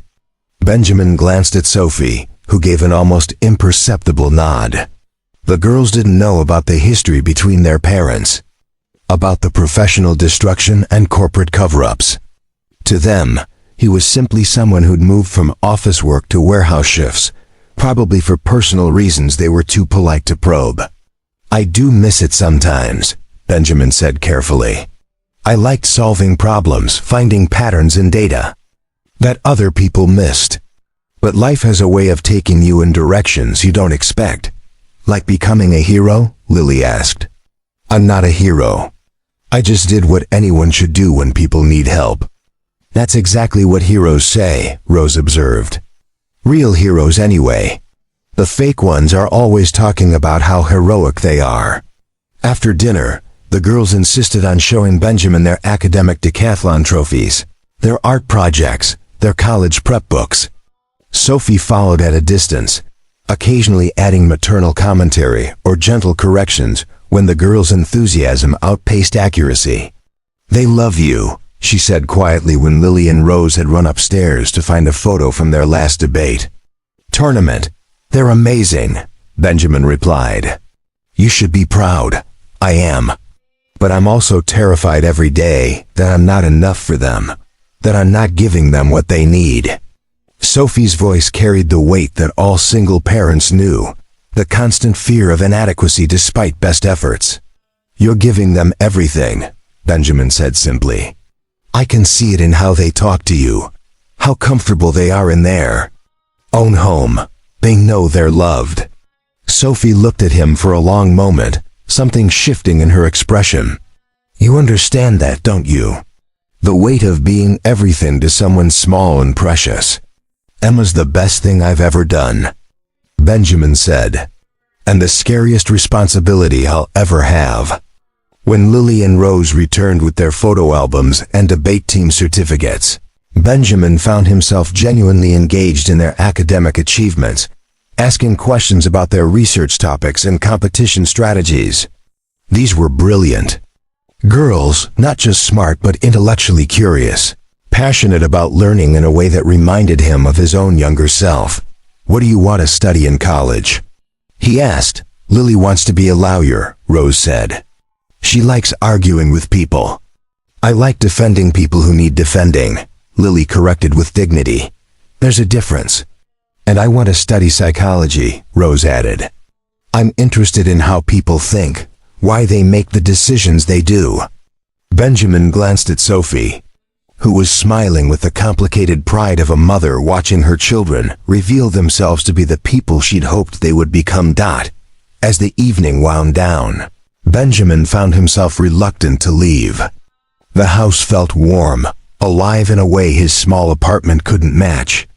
Not because of the money or the space, but because of the people in it. The sense of family that had been built through years of shared meals and inside jokes and unconditional love. Thank you for tonight, he said as Sophie walked into the door. This meant more than you know. Thank you for giving them the chance to say thank you properly, Sophie replied. They've been carrying that need around for weeks. Benjamin paused on the porch, looking back at the house where lights were still on upstairs, where two remarkable girls were probably staying up too late discussing the evening. Sophie, can I ask you something? Of course. When all this comes out publicly, when people know what really happened 3 years ago, how do you think that's going to affect them? Lily and Rose? Sophie considered the question seriously. They're going to find out their mother made a terrible mistake that hurt a good person. They're going to have questions about integrity and corporate responsibility and whether success is worth compromising your values. She smiled sadly. But maybe that's a conversation we need to have. Maybe it's time they understood that their mother isn't perfect, but she's trying to do better. Benjamin nodded, understanding the courage it took to accept that your children might see your flaws, might have to grapple with your mistakes as part of their own moral development. For what it's worth, he said, you're raising incredible young women. Whatever mistakes you made in the past, You're getting this part right." Sophie's eyes brightened with tears she didn't let fall. "Thank you, Benjamin. That means everything." As Benjamin drove home through the quiet streets of Maplewood Heights, he found himself thinking not about vindication or career restoration, but about the sound of genuine laughter around a dinner table, about two girls who saw the world as a place full of possibilities, and about a woman who was brave enough to risk everything to make amends for past mistakes. His phone buzzed with a text from Lily. "Rose says to tell you that you're welcome for dinner anytime. I say you're officially part of our family now, whether you like it or not. Sleep well." Ellen Barr. Benjamin smiled, saving the message before pulling into his apartment complex parking lot. Tomorrow the press release would go public and his professional resurrection would begin. But tonight, for the first time in 3 years, he fell asleep feeling like he belonged somewhere beyond the small circle of himself and Emma and their carefully constructed survival. Monday morning arrived with the weight of inevitability, like a storm everyone could see coming, but no one could prevent. Benjamin woke before his alarm, his body refusing to sleep through what might be the most important day of his professional life. He made coffee in the pre-dawn darkness, checked on Emma, still sleeping peacefully, and then sat at their small kitchen table with his laptop, waiting for the world to change. At exactly 9 a.m. Eastern Time, Lombardi Enterprises issued a press release that would rewrite 3 years of Benjamin Romano's history. The headline was direct, unambiguous. Lombardi Enterprises issues public apology and vindication for wrongfully terminated employee. Benjamin read the statement with the careful attention of someone examining a legal document that would determine his future. Sophie had kept her word completely. The language was clear, comprehensive, and devastating to her own reputation. She took full responsibility for the wrongful termination, acknowledged that Benjamin's fraud allegations had been accurate, and revealed that the real perpetrator had been quietly terminated 6 months later. Financial compensation was mentioned, though not the specific amount. Most importantly, the statement made it clear that Benjamin Romano was a man of integrity who had been punished for doing the right thing. The reaction was immediate and overwhelming. By 10 a.m., Benjamin's phone was buzzing every few minutes with calls from reporters, job recruiters, and former colleagues who had suddenly remembered his existence. The story had legs. Corporate whistleblower vindicated. Hero saves CEO's children. David versus Goliath narrative with a fairy tale twist. It was the kind of story that media outlets loved because it had everything: injustice, redemption, corporate accountability, and genuine human drama. Benjamin turned off his phone after the 15th call and focused on getting Emma ready for school, trying to maintain some semblance of normal routine while his professional world exploded around him. Mrs. Shun appeared at his door with breakfast pastries and knowing looks. "How are you holding up?" she asked, settling Emma at the table with orange juice and a chocolate croissant. "I don't know yet," Benjamin admitted. "This is what I wanted for 3 years, but now that it's happening, now you're scared it might disappear again," Mrs. Chun finished gently. "That's natural. Trust takes time to rebuild, even trust in good fortune." Emma looked up from her croissant. "Daddy, why are so many people calling?" Mrs. Martinez said there were reporters downstairs asking questions about you. Benjamin knelt beside his daughter's chair, choosing his words carefully. "Remember how I told you that sometimes good people get in trouble for doing the right thing? Well, some important people finally figured out that I was telling the truth all along. So now everyone wants to know the story." Emma considered this, with the seriousness she applied to all moral questions. "Are you happy they know you were right?" "Yes," Benjamin said, surprised by how true it was. "I am happy about that." After dropping Emma at school, with extra instructions for Mrs. Rodriguez to call if any reporters showed up, Benjamin drove to Cromwell Industrial Packaging for what might be his last shift. Word had already spread through the warehouse.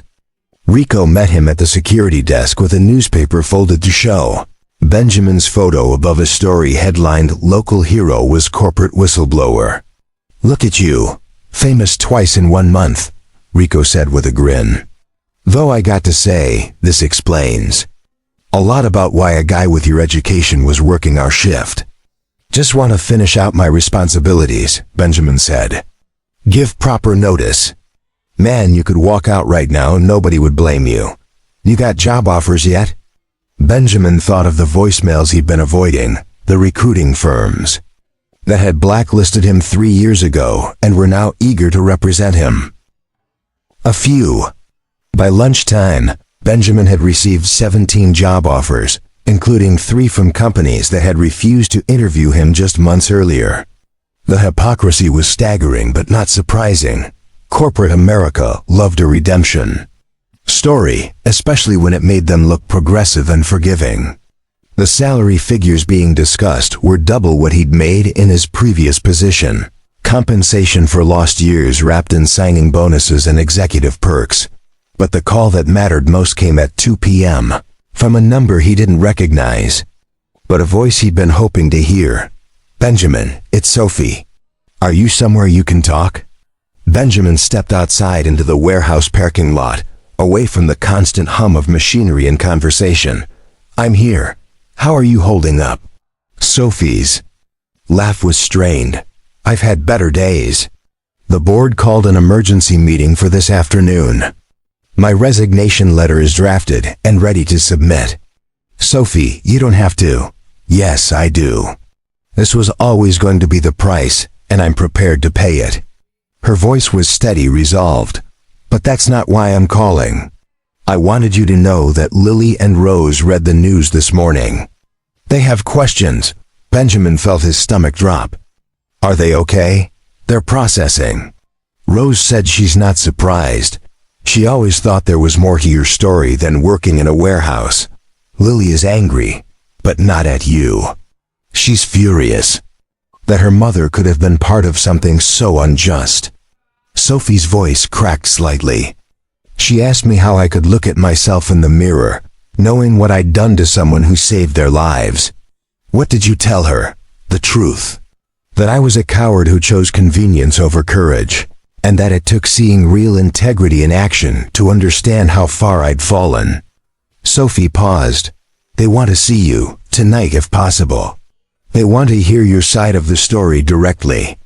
Benjamin looked up at the gray autumn sky, weighing the weight of responsibility against the pull of connection.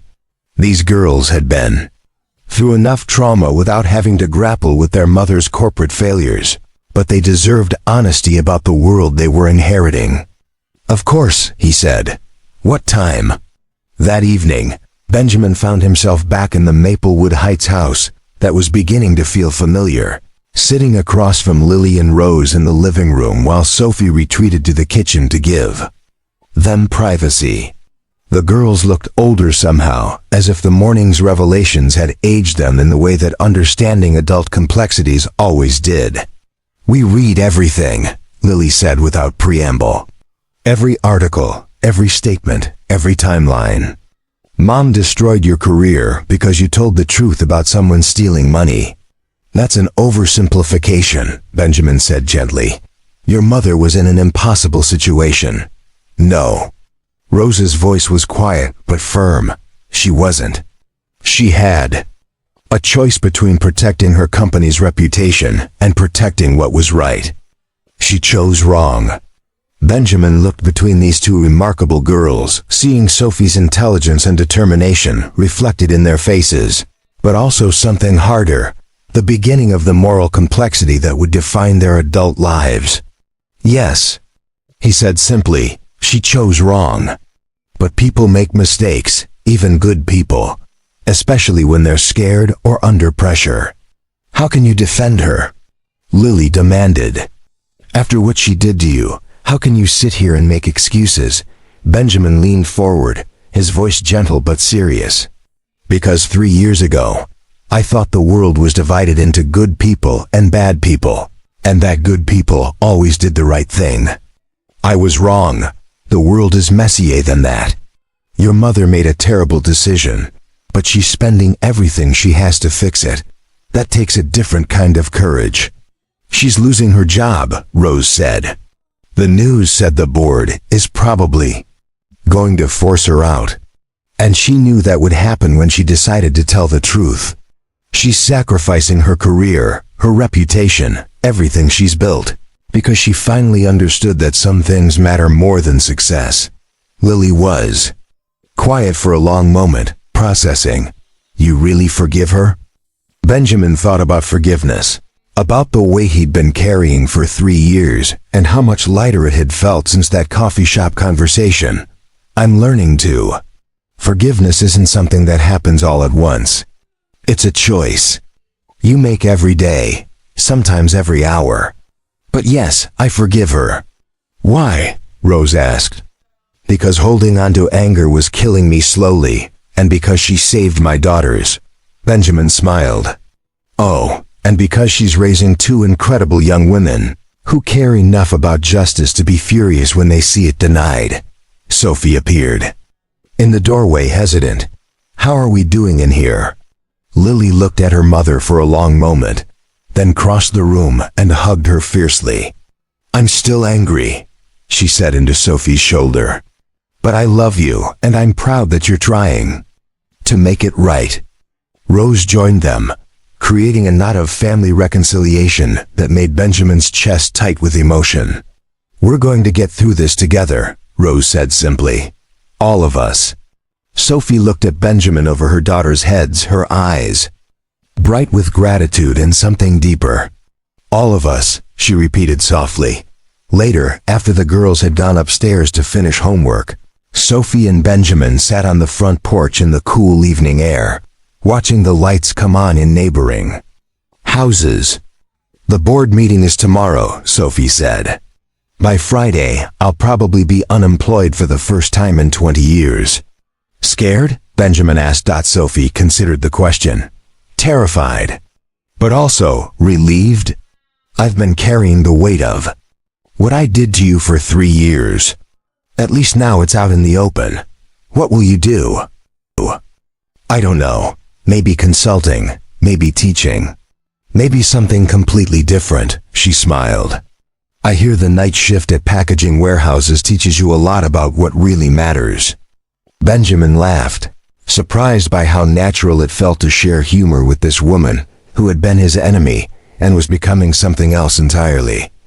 It does, though I wouldn't recommend it as a career plan. Benjamin, Sophie said, her voice growing. Serious. I need to ask you something, and I need you to be completely honest. Okay. Do you think we can really move past this, all of it? The history, the hurt, the power imbalance? Can we build something real from the wreckage of what I broke?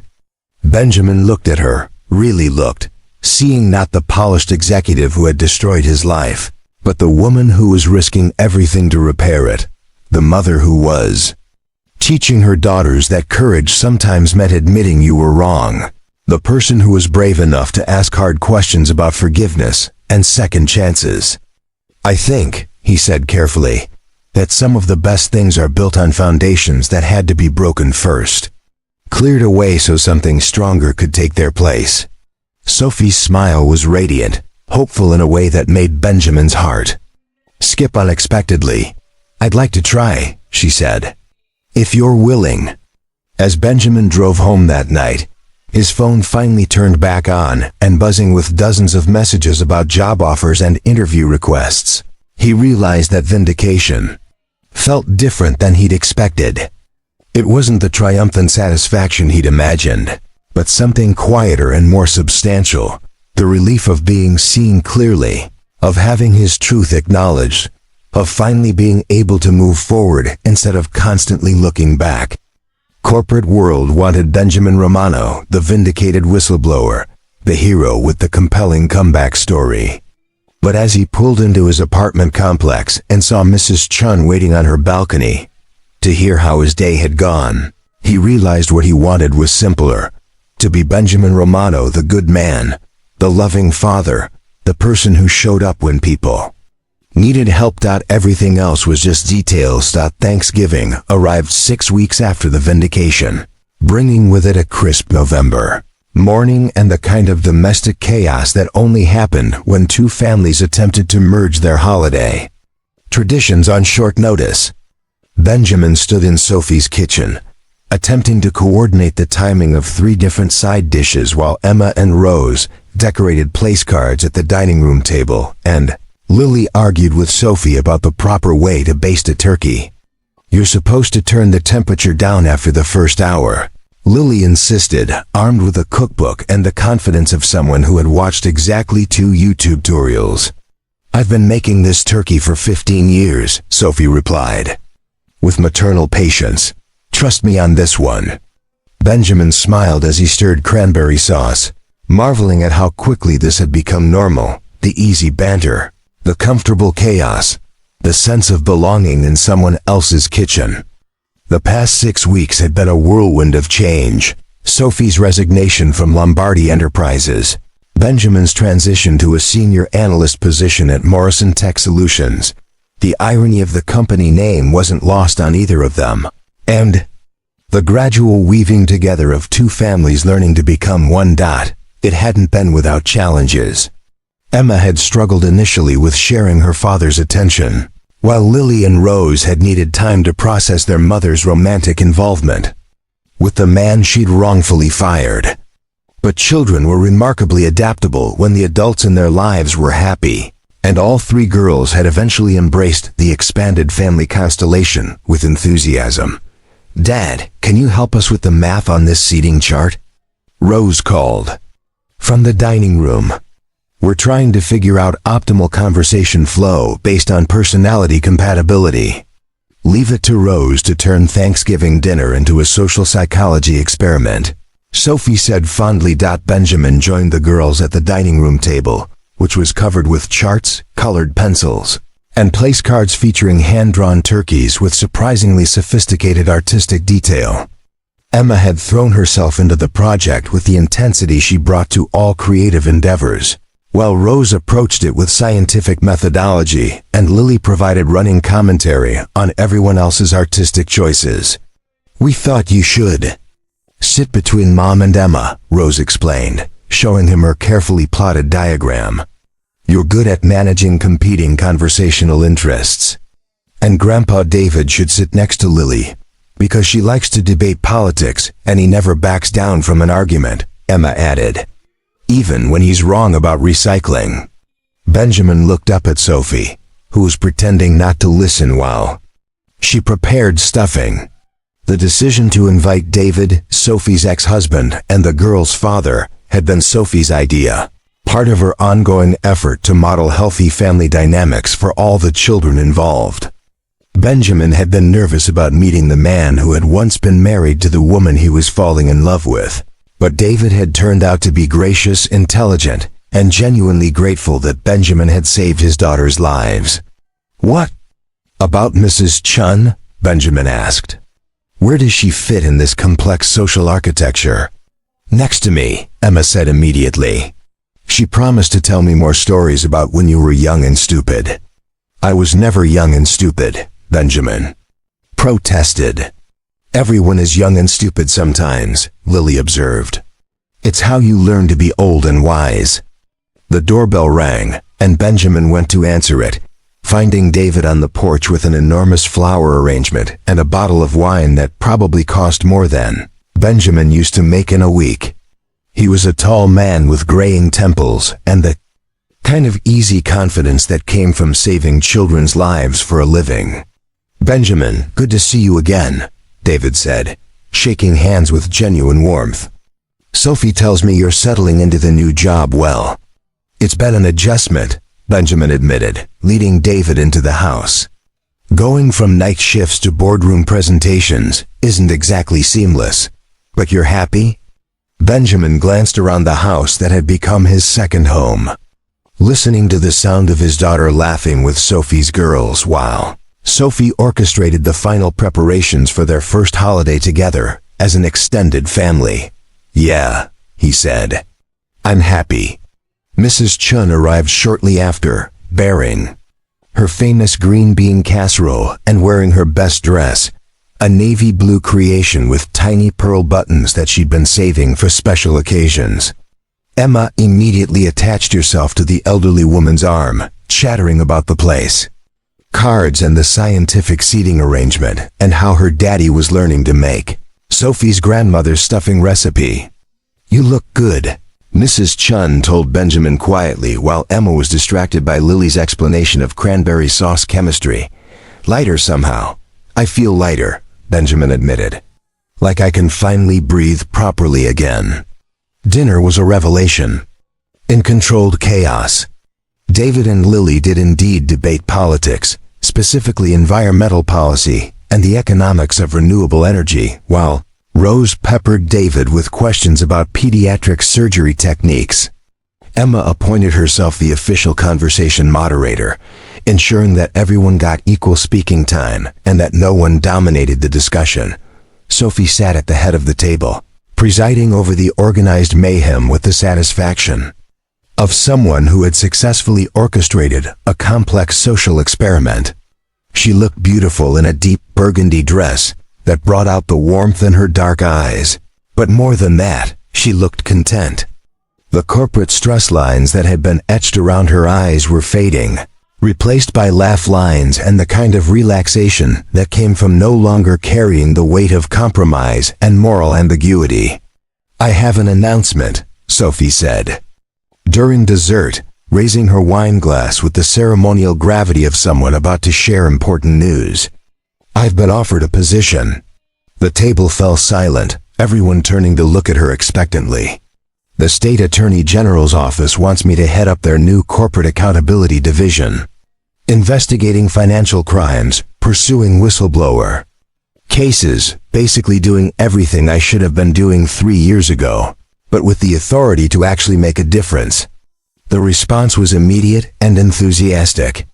David raised his glass in toast, the girls cheered, Mrs. Chun nodded approvingly, and Benjamin felt his chest tighten with pride and something deeper, the realization that Sophie had found a way to transform her mistakes into purpose. "There's one catch," Sophie continued, her eyes finding Benjamin's across the table. "It's based in the state capital, about 2 hours from here." Benjamin felt the table's attention shift to him, everyone suddenly aware that this announcement had implications beyond Sophie's career trajectory. Emma's expression grew worried, while Lily and Rose looked between their parents with the anxiety of children who had experienced enough family disruption for one lifetime. "That's a wonderful opportunity," Benjamin said carefully. "You'll be amazing at that job." "I haven't accepted it yet," Sophie said quietly. "There are other factors to consider." The conversation moved on to other topics, but Benjamin could feel the unresolved tension humming underneath the holiday pleasantries.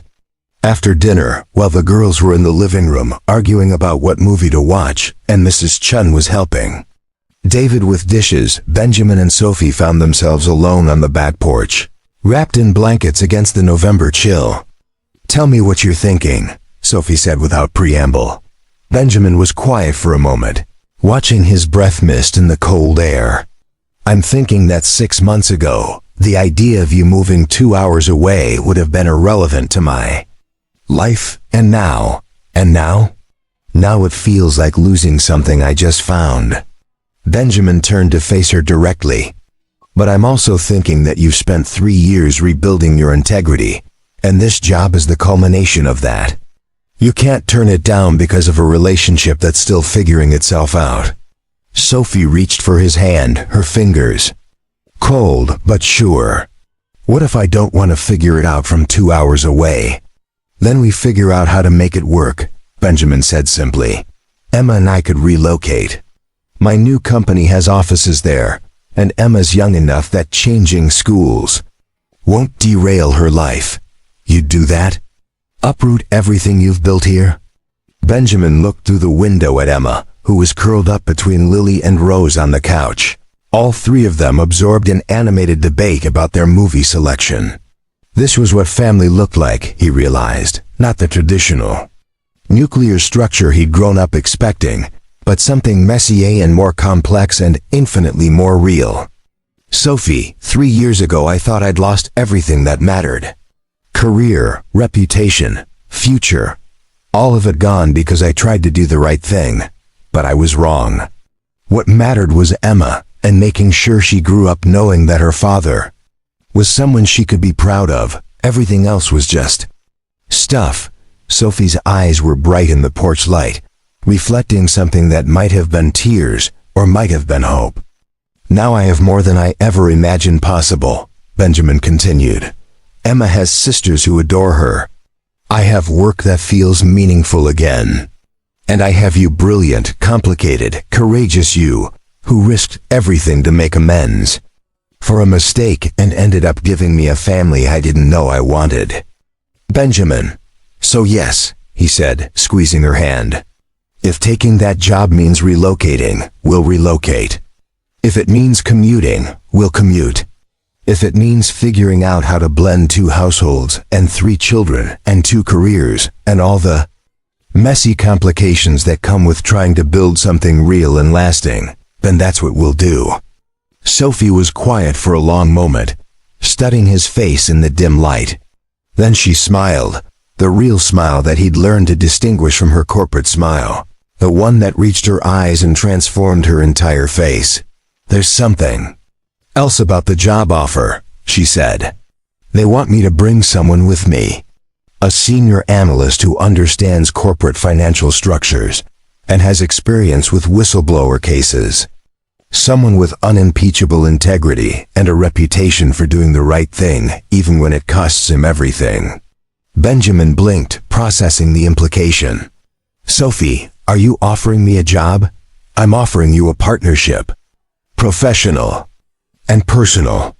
The chance to spend our careers making sure that what happened to you never happens to anyone else. Benjamin felt something shift in his chest, the final piece of a puzzle clicking into place. Not just vindication, not just restoration, but transformation. The chance to turn his worst experience into his life's purpose. The girls will love the state capital, he said. Better museums, more cultural opportunities. Emma's been wanting to take violin lessons. Sophie laughed, the sound bright and musical against the quiet evening. Is that a yes? Benjamin stood up, pulling Sophie to her feet and into his arms, holding her close against the November chill and the weight of possibility. That's a yes to everything. The job, the partnership, the complicated family, the scary future, all of it. As they stood together on the porch, they could hear the sounds of their children inside, Emma's laugh, Lily's mock indignation at some perceived injustice in the movie selection process, Rose's patient mediation of the dispute. Mrs. Chun's voice drifted through the window as she told David some embarrassing story about Benjamin's younger years, followed by David's appreciative laughter. It wasn't the life Benjamin had planned. Wasn't the neat narrative arc he'd imagined when he was younger and thought he understood how the world worked. But it was better than anything he could have planned, messier, more complicated, more real, and infinitely more precious because it had been built from the wreckage of everything he'd thought he wanted. Sophie pulled back slightly to look at him, her face serious despite her smile. Are you sure about this, all of it? Because once we do this, there's no going back to simple. Benjamin looked through the window one more time, taking in the scene of organized domestic chaos that had somehow become his definition of home. Emma was demonstrating some complex hand gesture to Lily and Rose, probably related to a story about school or friends or the grand adventure of being 8 years old. Mrs. Chun was laughing at something David had said, her face creased with the kind of joy that came from seeing the people she loved finding happiness. Simple is overrated, Benjamin said, turning back to Sophie. I'll take complicated and real over simple and empty any day. Sophie rose on her toes and kissed him, soft and sure and full of promise. Then let's go tell our family we're moving to the state capital. As they walked back into the house together, ready to announce the next chapter of their complicated, beautiful, imperfect life together, Benjamin realized that sometimes the best stories were the ones that started with everything falling apart and ended with something better than you'd ever dared to imagine rising from the pieces. The snow was falling softly on Christmas Eve morning when Benjamin found himself standing in Sophie's kitchen, watching her make hot chocolate for the girls, who were somewhere upstairs wrapping last-minute presents and arguing about ribbon colors. The house smelled like cinnamon and pine, and Christmas music played quietly from the speakers Sophie had installed in every room, a luxury that still felt foreign to someone who had spent 3 years measuring every expense against rent money. 6 months. That's how long it had been since the Thanksgiving announcement, since they decided to relocate together and build something that resembled a traditional family structure. The state capital had welcomed them with surprising warmth. Benjamin had thrown himself into the corporate accountability work with the passion of someone finally using his skills for something meaningful, while Sophie had proven to be a formidable prosecutor of financial crimes. The girls had adapted with the resilience of youth, making new friends while maintaining their close bond with each other and their expanding sense of family. But standing in the kitchen on Christmas Eve morning, Benjamin realized that all the practical arrangements, the house they'd bought together, the schools they'd researched, the careful coordination of custody schedules with David, were just infrastructure for something deeper that had been growing between him and Sophie. "You're thinking very seriously for someone who's supposed to be on vacation," Sophie observed, handing him a mug topped with marshmallows that Emma had specifically requested. "I've been thinking about timing," Benjamin said, accepting the hot chocolate and trying to find the courage he'd had when running into burning buses but seemed to have misplaced when it came to matters of the heart. "Timing for what?"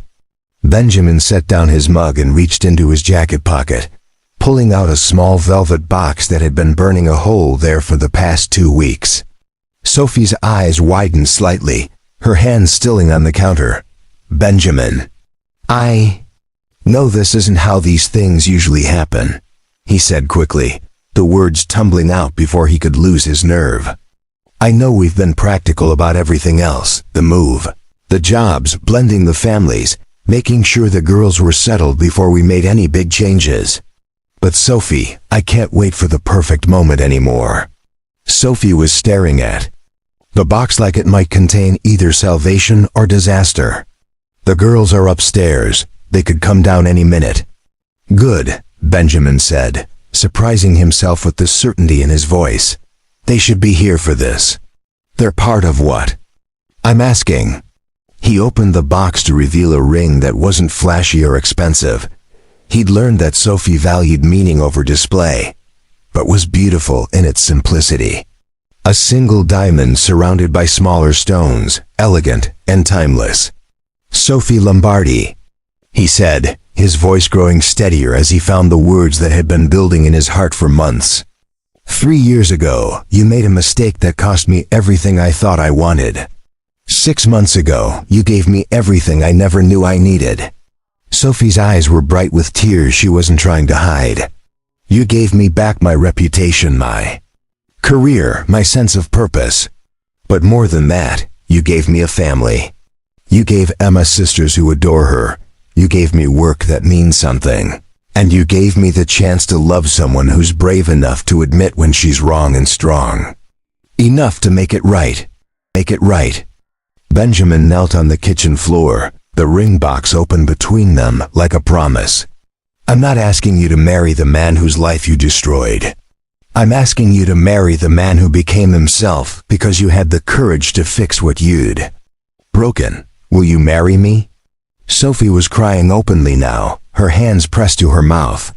From upstairs came the sound of footsteps and muffled voices. The girls, probably wondering why the house had gone so quiet.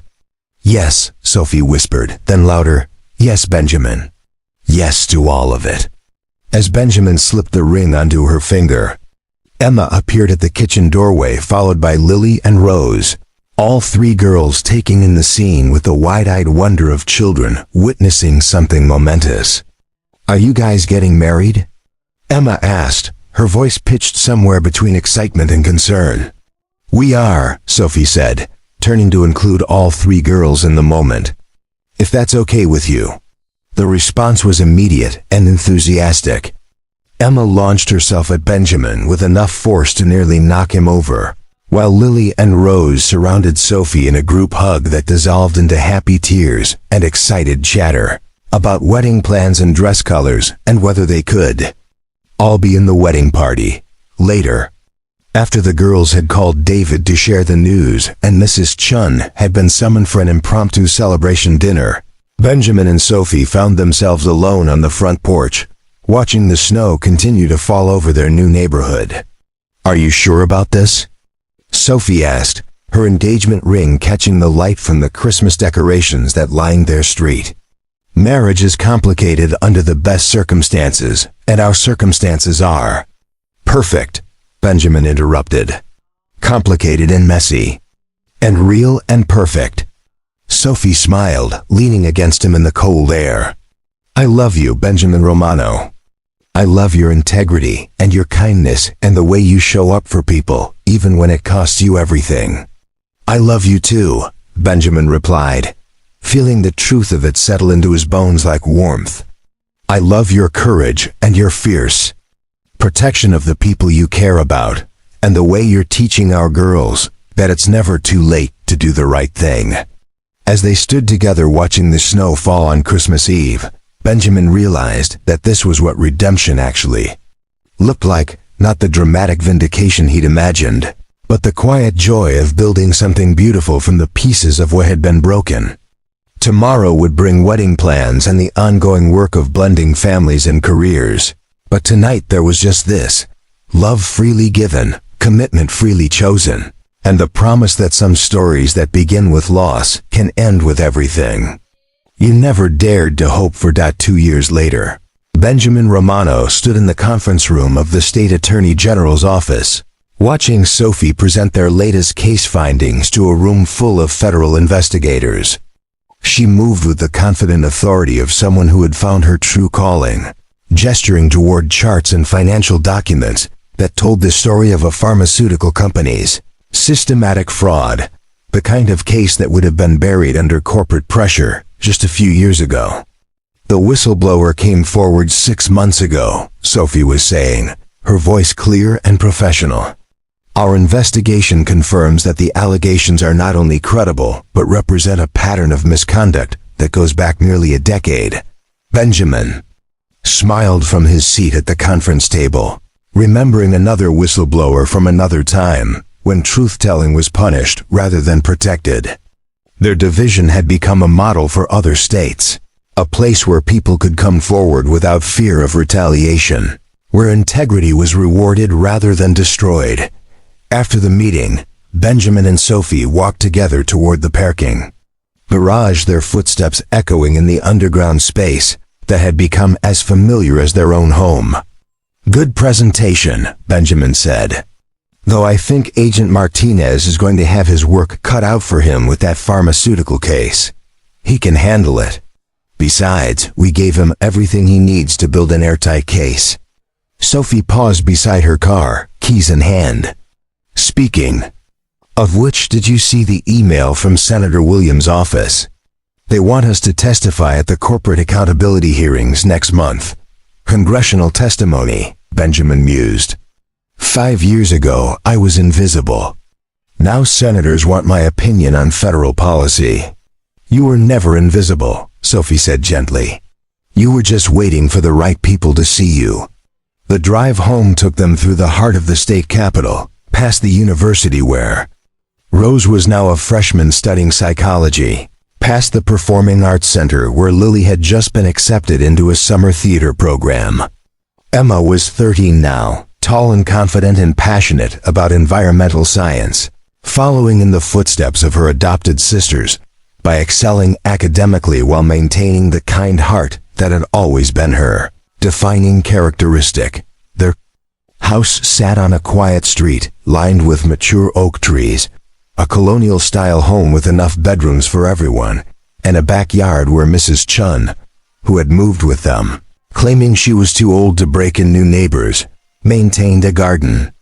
that supplied vegetables for half the block. It was the kind of house Benjamin had driven past during his warehouse years, never imagining he might someday belong in such a place. "Mom, Dad, you're home." Emma's voice carried from the kitchen, followed by the sound of rapid footsteps. She appeared in the doorway with flour in her hair and excitement in her eyes. "Mrs. Chun taught me how to make dumplings, and I only burned the first batch." Benjamin caught Emma in a hug, marveling at how naturally Dad had evolved to include both him and Sophie in Emma's vocabulary, just as Mom had expanded to encompass the woman who had become her second mother in all but biology. "Where are your sisters?" Sophie asked, hanging up her coat. "Lily's at drama practice and Rose called from campus. She's bringing her boyfriend home for dinner tomorrow. Mrs. Chun says we need to interrogate him properly to make sure he's worthy." That evening, after dinner and homework and the comfortable chaos of family life, Benjamin found himself in his study, grading papers from the business ethics course he'd started teaching at the local university.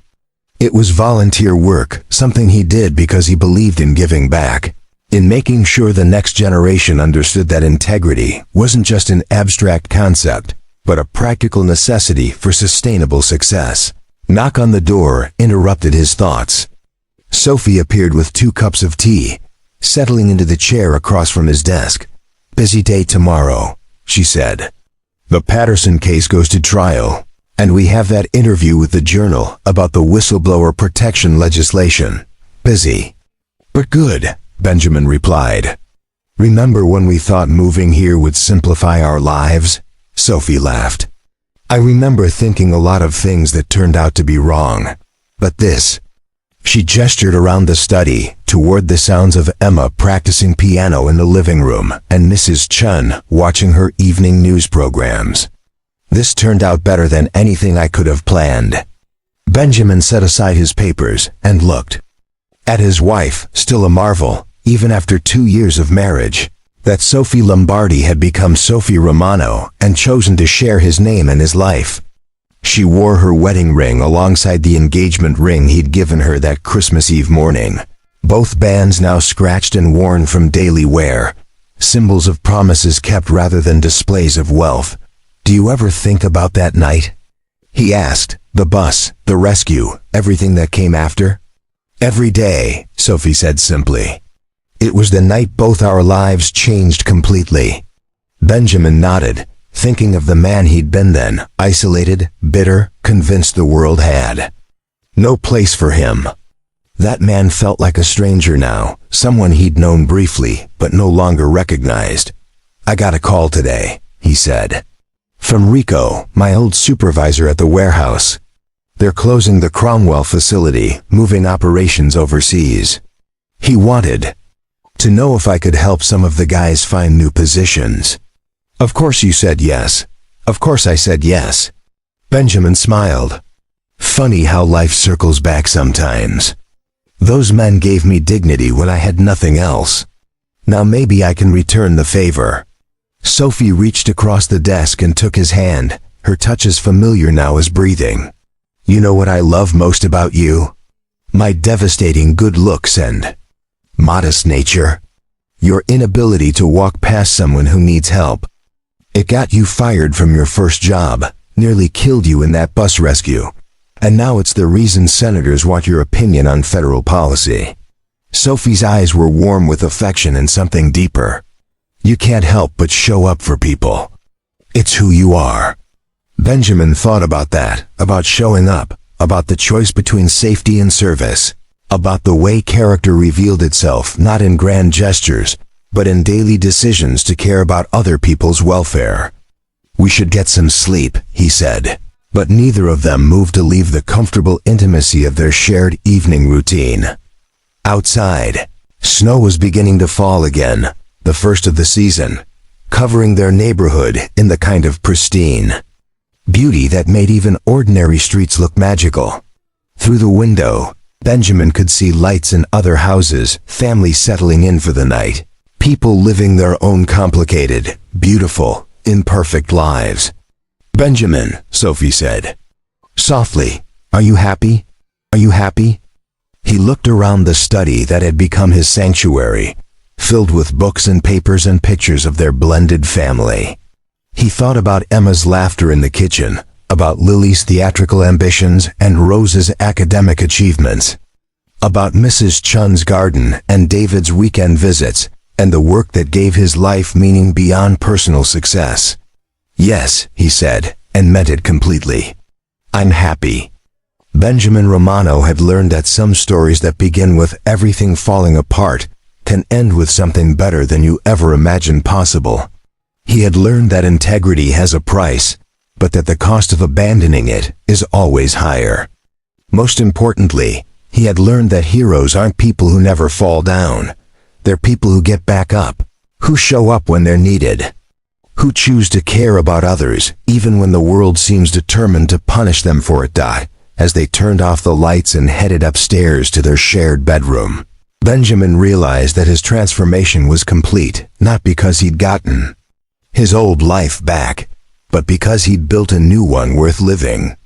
And tomorrow, he would wake up and continue the work of showing up for people who needed help, because that's what heroes do, not just once, in moments of crisis, but every day, in all the small and large ways that life offers opportunities. To choose courage over comfort, the warehouse worker who had once felt invisible had become a man whose life rippled outward in ever-widening circles of positive impact, and that transformation had been worth every moment of pain it had taken. To achieve. Up next, you've got 2 more standout stories right on your screen. If this one hit the mark, you won't want to pass these up. Just click and check them out. And don't forget to subscribe and turn on the notification bell so you don't miss any upload from us.